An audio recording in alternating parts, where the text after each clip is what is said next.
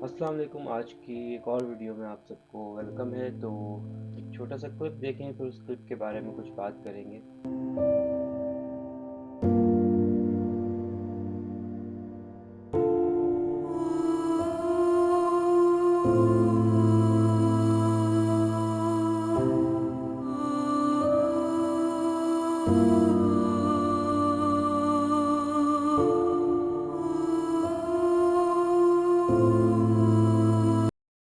हाँ जी, तो ये आपने क्लिप देखा। एक लड़का गुलिस्तान जौहर पर आता है और अपनी बाइक पार्क करता है, और ये सब कुछ बहुत ही प्री प्लान उसने सोचा हुआ था, सब कुछ इंटेंशनली हुआ है। उसको हर चीज़ पता थी कि लड़की कहाँ से कब कितने बजे जाती है, क्या सीन है, सब कुछ उसको पता था। उसने गाड़ी लगाई, शॉर्ट्स रिमूव किए, और फिर वो जाके उसने उसके बाद वो बदतमीज़ी की, ठीक है। और ये सब कुछ सीसीटीवी में रिकॉर्ड हुआ। तो बहुत ही शर्मनाक वाकया है। अ, और इस तरह के वाकयात दिन ब दिन आते जा रहे हैं, बढ़ते जा रहे हैं। हम हर प्लेटफॉर्म पर, फेसबुक, ट्विटर, हर जगह इस तरह के जो मामलात हैं वो रोज़ बरोज़ रिपोर्ट होते जा रहे हैं। लेकिन हमारा अलमिया क्या है, हम एक्शन इस बारे में नहीं सोचते, क्योंकि अनटिल अनलेस जब तक कि हमारे किसी फैमिली मेम्बर के साथ ना हो, तो तब तक हम इसे सीरियस नहीं लेते। मेरी आपसे बड़ी हाथ जोड़कर गुजारिश है कि अगर आपने कमेंट करना है कोई, तो पूरी वीडियो देखकर करना। ऐसा नहीं कि 1 डेढ़ मिनट की वीडियो चले और आपके नीचे अपने कमेंट आ जाए। तो बिल्कुल मैं आपकी राय का मुंतज़िर हूँ। आप ज़रूर अपनी राय दें नीचे कमेंट में, लेकिन पूरी वीडियो देखने के बाद इंसानियत का आप लेवल चेक कर सकते हैं कि किस लेवल तक हम लोग गिर चुके हैं। ये आप खुद देख सकते हैं, रोज़ इस तरह की वीडियोज़ आती हैं। तो बहुत से वाक़यात होते हैं, मेरा दिल करता है मैं उन पे बात करूँ, लेकिन हर चीज़ पे बात करनी ज़रूरी नहीं होती। लेकिन ये एक ऐसा चीज़ मैंने देखी जिस पे मुझे लगा कि मुझे बात करनी चाहिए। सबसे पहली चीज़ कि हमें इस चीज़ से निकलना होगा, हमें अपनी वुमेन्स को एम्पावर करना होगा। मैं शुरू से ही कहता हूँ कि मतलब यूट्यूब तो मैंने अब शुरू किया, लेकिन जो मेरा पर्सनल सर्कल्स था, जो लोग मुझे जानते हैं, मैं शुरू से कहता हूँ कि वुमेन्स को एम्पावर करना बहुत ज़रूरी है। और ऐसा नहीं है कि मैं सिर्फ ये कहता हूँ, मेरे अपने घर में इसकी मिसाल है। सिर्फ ऐसा नहीं कि मैं बैठ के यहाँ पे बोल रहा हूँ और अपने घर पे मैंने औरत की कोई इज्जत नहीं रखी हुई, नहीं। ऐसा नहीं है, मेरे अपने घर पे ये सब कुछ है, और मैं इसलिए ये बोलता हूँ कि ये चीज़ें करें। औरत को एम्पावर करना बहुत ज़रूरी है आजकल के। आपकी 51% आबादी वुमेन्स हैं, तो आप उसी को एम्पावर नहीं कर रहे हैं, उसको आपने ड्यूटी पे रखा हुआ है। तो फिर मुल्क कैसे चल सकता है, हालात कैसे बेहतर हो सकते हैं। तो वुमेन्स को एम्पावर करना बहुत ज़रूरी है। अब आप यहाँ यूरोप साइड की वुमेन्स देखें, यार इतना कॉन्फिडेंस होता है उनमें, ठीक है, कि हम पाकिस्तानी मेल से ज़्यादा उनमें कॉन्फिडेंस होता है। वो नहीं सोचती कि उन्होंने क्या पहना है, कैसे कपड़े पहने हैं, वो क्या कहाँ जा रही है, किस टाइम निकल रही हैं। यार उनका कॉन्फिडेंस बहुत होता है, और आप उनको कुछ कर भी नहीं सकते, ठीक है। अगर आप पाकिस्तान या बांग्लादेश से आए हो, तो आप उनको कुछ भी नहीं कर सकते, ठीक। यहाँ पे आके सब सुधर जाते हैं। ट्रैफिक के रूल्स फॉलो करेंगे, किसी फीमेल्स के साथ कोई बदतमीजी नहीं करेंगे, क्योंकि पता है यहाँ पे कानून है भाई, डंडा है, डंडे का दौर है और डंडा है यहाँ पे। तो हर कोई यहाँ पे आके सुधरेगा। नहीं सुधरना तो कहाँ नहीं सुधरना, वहाँ अपने मुल्क में नहीं सुधरना, वहाँ जाके सब कुछ करना है, यहाँ पे आके सब सुधर जाना है, सब सीधे हो जाना है सबने। टॉक अबाउट कि इसका हल क्या है। बहुत से लोगों का मानना है कि इस तरह के जो लोग हैं, इस तरह के केसेस में जो इन्वॉल्व है, उनको अ, फांसी दे देनी चाहिए, या फिर पब्लिक एग्जीक्यूशन संसार करना चाहिए, जो कि ठीक है। एक तरह से शरीयत भी इसकी इजाज़त देती है, ठीक है। आप पब्लिक एग्जीक्यूशन का आप कहते हैं, ठीक है। कुछ साल पहले एक कसूर में एक वाकया पेश आया था छोटी बच्ची ज़ैनब के साथ, जिसके जो मुलजिम इन्वॉल्व था, उसको पकड़ के फांसी दी गई। उसके बाद क्या हुआ, केस रुके नहीं। जब उसको फांसी दी और ये सब हुआ, उसके बाद केस और बढ़े, कसूर से फिर वाकया पेश आया। इस तरह की चीज़ों के बाद मज़ीद केसेस और बढ़ते हैं। पब्लिक एग्जीक्यूशन से ये बात साइंटिफिकली स्टडी की गई है, और ये प्रूवन है कि इस तरह की चीज़ों से आपकी सोसाइटी में वायलेंस और बढ़ता है। लोगों में डर पैदा नहीं होता, बल्कि वायलेंस और बढ़ता है। अभी जो फिल वक्त 4 ऐसे जगह मुल्क हैं जो फांसी जहाँ पर अभी भी दी जाती है, पब्लिक एग्जीक्यूशन को थोड़ा बहुत वो लोग करते हैं सपोर्ट अभी भी। उनमें है सऊदी अरेबिया, जो कि एक मोनार्की है, और नॉर्थ कोरिया है, ईरान है, और सोमालिया है। तो let's talk about Somalia. Somalia को हम बहरी कसाब के उससे भी जानते हैं। वहाँ के पायरेट्स बहुत मशहूर है जो लूट मार करते हैं। तो वहाँ पर बहुत ज़्यादा पब्लिक एग्जीक्यूशन की जाती है। अच्छा, इतने लोगों को अगर वहाँ पे पब्लिकली हैंग किया हुआ है, फांसी दी हुई है, तो वहाँ पर क्या बैरी कसाब जो पायरेट्स हैं वो कम हो गए, लूटमार कम हो गई? नहीं, वहाँ पर वही लेवल है। क्यों? क्योंकि उनको डर ही नहीं है। उनको पता है यार कि अगर पकड़े गए, ठीक है, तो लेन देन करके बीच बीच में ही काम निकाल देंगे, और ये जो प्रोसेस होगा सारा, इसी में पैसे लगा के सब कुछ करके इसी में से हम निकल जाएंगे, हमारे पे कोई ब्लेम नहीं आएगा। अदालत में ये हालात, इसमें केसेस इतने ज़्यादा हैं कि हमारे प्रूव करते करते बड़ा टाइम निकल जाएगा, तो हम खुलेआम कुछ भी करें, पैसा लगा के हम निकल सकते हैं। तो आप रेफरेंडम करा लें। रेफरेंडम तो के तो हम बड़े हक में रहते हैं ना, कि हम रेफरेंडम करा लें सोशल मीडिया प्लेटफॉर्म पर, कि जैसे पहले भी कराएं, कराची सूबा होना चाहिए या नहीं होना चाहिए, पाकिस्तान में तालीम दीनी होनी चाहिए या वेस्टर्न होनी चाहिए। तो इन चीज़ों में लोगों की मिक्स राय है। लोग 50% यहाँ है, 50% वहाँ। लेकिन अगर आप ये चीज़ पे रेफरेंडम करवा लें सोशल मीडिया पे कि रेपिस्ट की सज़ा क्या होनी चाहिए, तो 99% लोग यही बोलेंगे कि फांसी दे दो या संसार कर दो, मतलब चौक पे लटका दो। ये पॉसिबल नहीं है। लोग आपको करने नहीं देंगे। अगर आप करना भी चाहें तो नहीं करने देगी दुनिया आपको। जिस दौर में हम चल रहे हैं, इस दौर में आपको यूरोपियन कमीशन और जनेवा कन्वेंशन, ह्यूमन राइट्स कमेटी, ये सब आपको करने नहीं देंगे। आईएमएफ आपसे हाथ खींच लेगा, और अगर आईएमएफ पाकिस्तान से हाथ खींच ले तो पाकिस्तान एक बहुत बड़े इकोनॉमी डिज़ास्टर में चला जाएगा। और कुछ ही महीनों में फिर हमारे मुल्क में सिविल वॉर शुरू हो जाएगी, जो कि कोई भी नहीं चाहता, ना आप ना मैं ना कोई चाहता है कि सिविल वॉर स्टार्ट हो। तो वही लोग आपको करने ही देंगे। जिस तरह की अभी दुनिया में चीज़ें चल रही हैं, तो लोग आपको अलाउ नहीं करेंगे, क्योंकि दुनिया का निज़ाम है, अभी हमें उसी पे चलना है। फॉर एग्जांपल, इसकी मिसाल मैं आपको इस तरह से देता हूँ कि पाकिस्तान एक इस्लामिक मुल्क है, लेकिन अलमिया ये है कि सूद हराम है और पाकिस्तान चली सूद पर रहा है। तो दुनिया के आपको अभी साथ चलना है, आप उसके खिलाफ नहीं हो सकते। तो इस तरह पब्लिक एग्जीक्यूशन अगर आपको दुनिया मना करती है, तो आप उनके खिलाफ जाके के नहीं कर सकते। अच्छा, हम तो गरीब मुल्क हैं, ठीक है, हम नहीं कर सकते, हम आईएमएफ के मोहताज हैं। लेकिन जो मुस्लिम ममालिक जो अमीर हैं, जैसे कुवैत, कतर, ओमान, मस्कत, ये तो आईएमएफ के मोहताज नहीं, तो ये क्यों नहीं करते भाई? नहीं करते। आपको दुनिया इस चीज़ की परमिशन नहीं देती। यूरोपियन यूनियन जो है वो इस चीज़ की परमिशन नहीं देगा।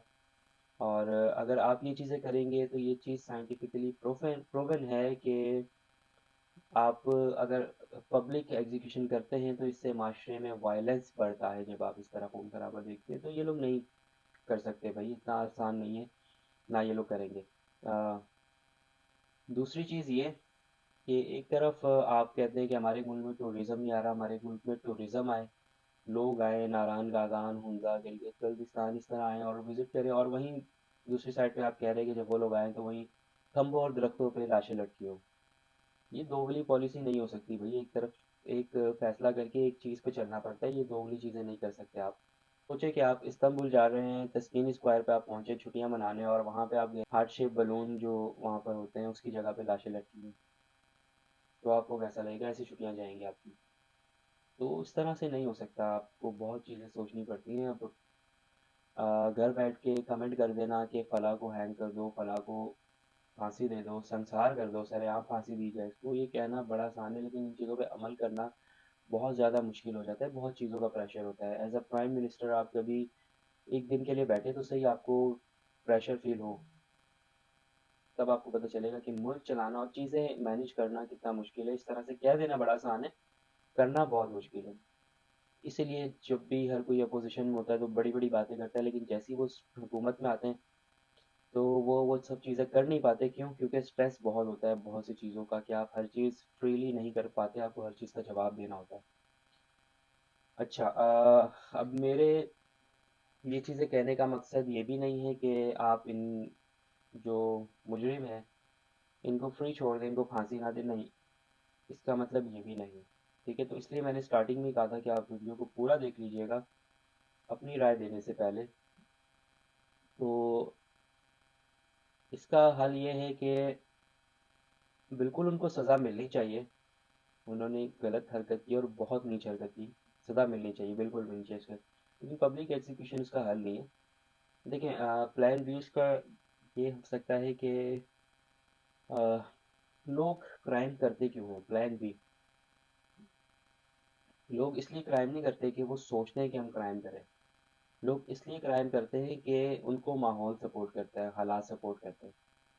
ठीक है, जब एक को पता है कि फला बंदे ने रेप किया और उसका कुछ नहीं हुआ, उस लड़की की तो फैमिली ने रिपोर्ट वापस ले ली, तो क्यों ना चलो मैं भी करता हूँ। 90% चांस है कि मैं करूँगा तो केस रिपोर्ट ही नहीं होगा। और अगर 10% रिपोर्ट हो भी गया तो लड़की की फैमिली को इज्जत विज्जत के धमकी दे के पैसे दे के उनको पीछे करा लेंगे। नहीं भी तो हमारा जो कोर्ट का निज़ाम है वो ऐसा है कि वो 10 साल तक केस ही चलता रहेगा, कुछ नहीं होगा। एक थ्योरी होती है एक थ्योरी होती है ब्रोकन विंडो थ्योरी। क्रिमिनोलॉजी का एक टर्म है। तो इसमें होता ये है कि मतलब इसकी डिटेल्स आपको फिर किसी और वीडियो में समझा देंगे, या फिर आप गूगल कर लेना। इसमें मेन चीज़ इसकी ये है कि अगर आप एक जगह एक स्ट्रीट एरिया है जिसमें स्ट्रीट लाइट्स नहीं है, विंडोज़ वगैरह डोर्स टूटे हुए हैं, दरवाजे खिड़कियाँ टूटी हुई हैं और गुर्बत है और पुलिस का निज़ाम इतना अच्छा नहीं है, तो वहाँ पे ऑटोमेटिक क्राइम बढ़ेगा, क्योंकि हालात और माहौल उसको सपोर्ट दे रहा है। इसी तरह से पाकिस्तान के कुछ कराची के कुछ इलाके हैं जिनको मैं पर्सनली जानता हूँ, जिनमें स्ट्रीट साइड लोगों ने अपने ऑन पर लगवाई और वहाँ पर चंद ही दिनों में स्ट्रीट क्राइम का जो लेवल है, जो परसेंटेज है, उसकी बहुत कम हो गई, बहुत कम हो गई। स्ट्रीट लाइट लगने से, सिर्फ एक लाइट लगने से निज़ाम बेहतर हुआ, हालात एक अलग हुए। अंधेरे से निकल के आपने जब स्ट्रीट लाइट लगाई, रोशनी हुई, तो जो क्रिमिनल थे उस उनका भी इन्वायरमेंट मेंटली चेंज हुआ कि नहीं, यहाँ पे रोशनी है, कोई हमें देखेगा या जो भी है। तो उसकी वजह से बहुत फ़र्क पड़ता है, तो ये चीज़ें हम एक कर सकते हैं। ये तो चलो दिन दहाड़े वाक़या हुआ, लेकिन मोटरवे पे जो एक वाक़या हुआ आज से कुछ साल पहले, लाहौर सियालकोट मोटरवे पर फ्रांस की एक लड़की और एक फीमेल थी जो कि मोटरवे पर निकली और उसका पेट्रोल ख़त्म हुआ और गाड़ी रुक गई और वहाँ पर लाइट्स नहीं थी। मोटरवे बिल्कुल अंधेरे में था उस टाइम पर। अच्छा, चलिए, ये जो आज वाक़या हुआ गुलिस्तान जौहर वाला, ये इंटेंशनली प्लान था, ठीक है? लेकिन वो चीज़ प्लान नहीं थी।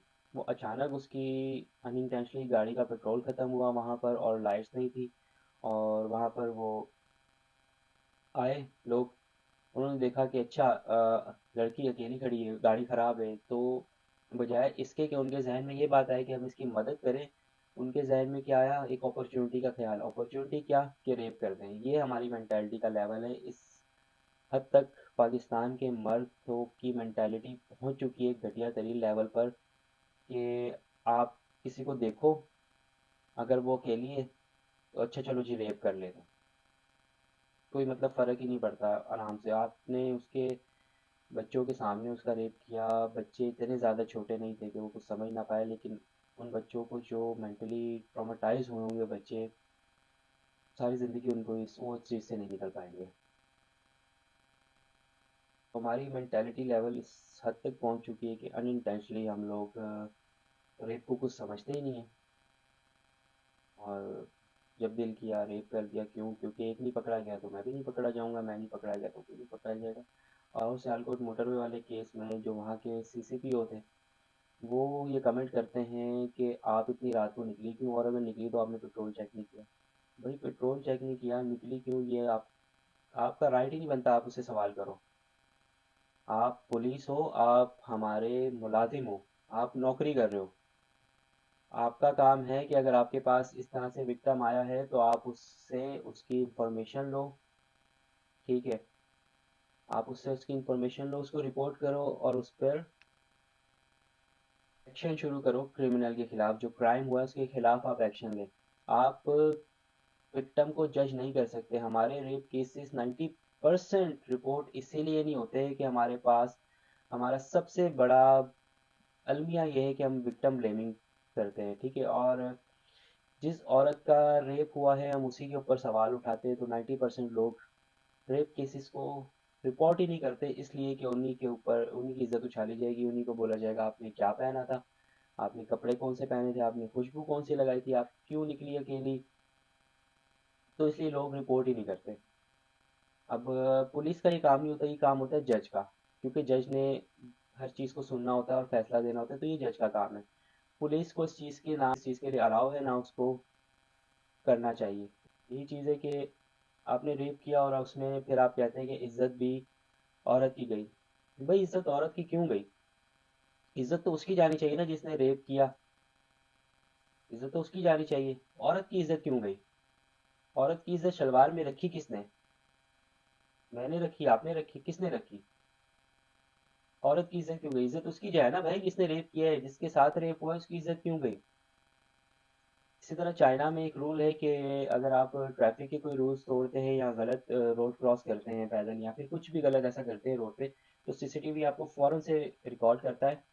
और वो जगह जगह उनकी एलसीडीज लगी होती हैं रोडों पर, वहाँ की सड़कों पर जगह जगह एलसीडीज लगी होती है, और उनमें आपकी पिक्चर के साथ आपकी क्राइम लिखा होता है कि मतलब आपने गलत रोड पार कर दिया या क्या कर दिया।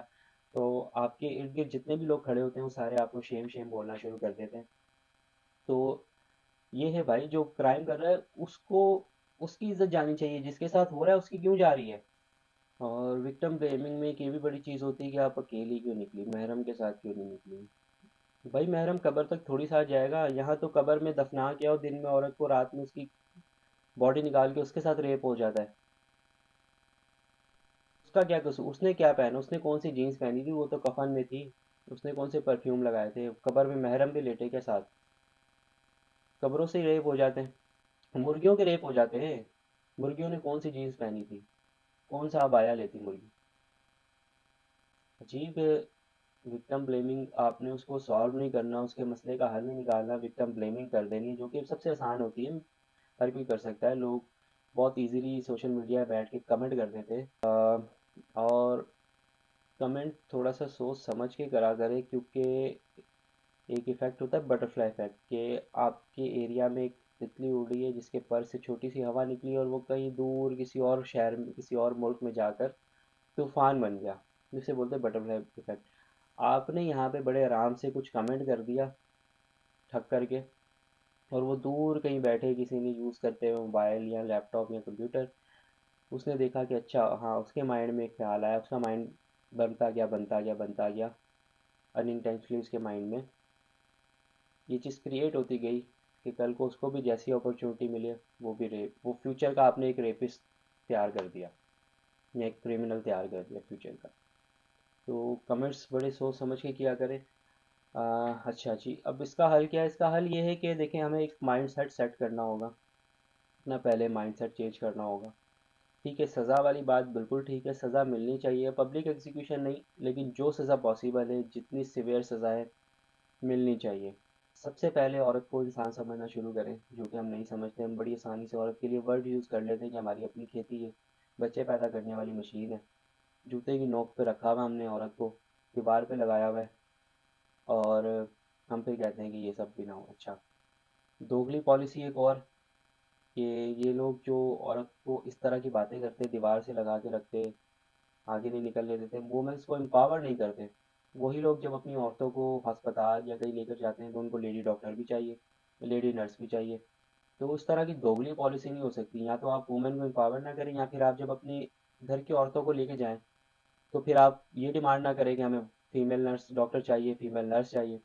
फिर कराएं मर्द से इलाज, कराएं मर्दों से डिलीवरी कराएं अपनी औरतों की।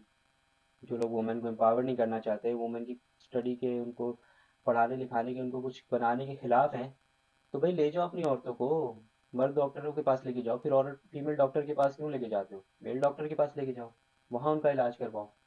ये दोगली पॉलिसी नहीं हो सकती। सबसे पहले हमें अपनी वुमेन्स को एम्पावर करना होगा। ये बात हमें 2004 में हलीमा सुल्तान ने कही थी शौकत अजीज़ को, कि अगर आप पाकिस्तान को सिंगापुर या मलेशिया जैसा बनाना चाहते हैं, आगे निकालना चाहते हैं तरक्की, तो आपको अपनी वुमेन्स को एम्पावर करना होगा।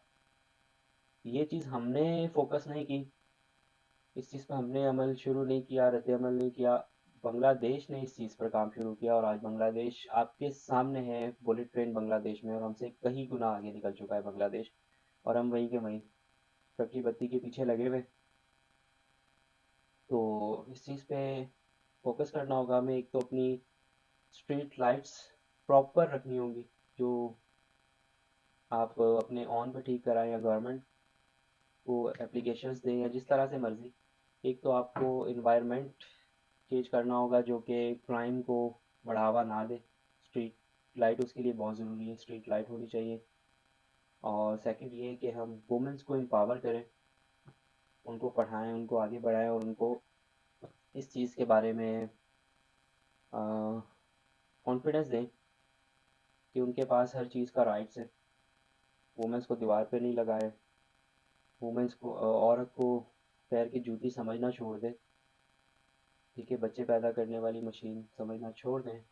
औरत को सबसे पहले आप इंसान समझें, उसको इंसान तो समझें, उसको उसको हकूक देना तो बड़ी दूर की बात, औरत को इंसान ही समझ लें यार। 4 शादियों तक सबको पता है, उसके बाद जब हकूक़ुल बात की बारी आती है तब सबको सब कुछ भूल जाता है, किसी को कुछ नहीं पता होता।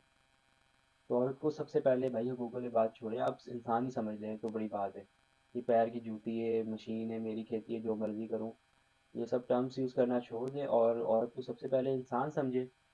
और बाहर की औरतों को आप इस तरह से डील करना शुरू करते हैं, इस तरह से इज़्ज़त देना शुरू कर दें जिस तरह से आप चाहते हैं कल को आपकी बेटी, आपकी बीवी, आपकी बहन, आपकी माँ बाहर निकलें तो लोग उनसे जैसा बर्ताव करें। आप जैसा बर्ताव अपने घर की औरतों के साथ करवाना चाहते हैं वैसा आप बाहर की औरतों के साथ करना शुरू कर दें, तो ऑटोमेटिक माशरा बेहतरी की तरफ चला जाएगा, औरत की इज़्ज़त होना शुरू हो जाएगी।